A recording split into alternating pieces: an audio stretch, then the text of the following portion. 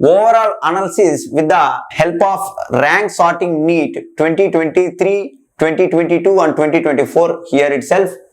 Just see here, layer 1, layer 2, layer 3. 72 plus in layer 2, 60 plus in layer 3 ani according to my third analysis, I clearly mentioned to the concerned students, those who belongs to layer 1, layer 2, layer. So layer 1 lo you know that OC general EWS, layer 2 lo BCB, BCC, BCD minority, layer 3 lo BCA, SC, ST. So here I just used to expect OC student have chances to get from 411, 419, 427.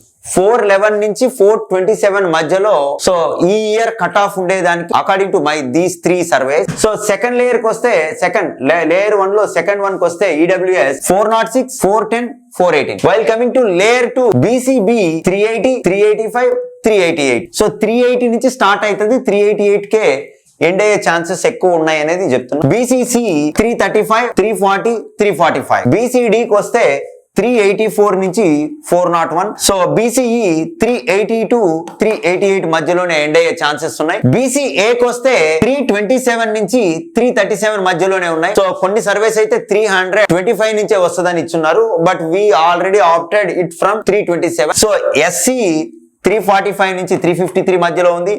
ST 352 నుంచి 356 మధ్యలో వచ్చే chances ఉన్నాయి అనేది 2025 paper లో clear గా గమనిస్తే bio చేయడానికి 300 marks కి అయితే ప్రతి ఒక్కరికి ఎబిలిటీ ఉంటది. ఆ 300 మార్క్స్ కూడా మీరు చేయలేకపోయారంటే దాని influence is the physics paper చూసిన వెంటనే స్టూడెంట్ కాస్త డిసప్పాయింట్ అవ్వడం, దాన్ని చేయలేకపోవడం అనేది బయో మీద ఇంపాక్ట్ పడింది అని చెప్పి చాలా మంది స్టూడెంట్స్ తో నేను కమ్యూనికేట్ చేసిన ప్రతి ఒక్కరితో కూడా I just experienced that. So while coming to that కెమిస్ట్రీలో కూడా ఆర్గానిక్, ఇన్ఆర్గానిక్ అనేది చాలా ఫ్రీగా చేయగలిగారు. ఫిజికల్ కి వచ్చే లోపల దే ఫేస్డ్ ఎ లాట్.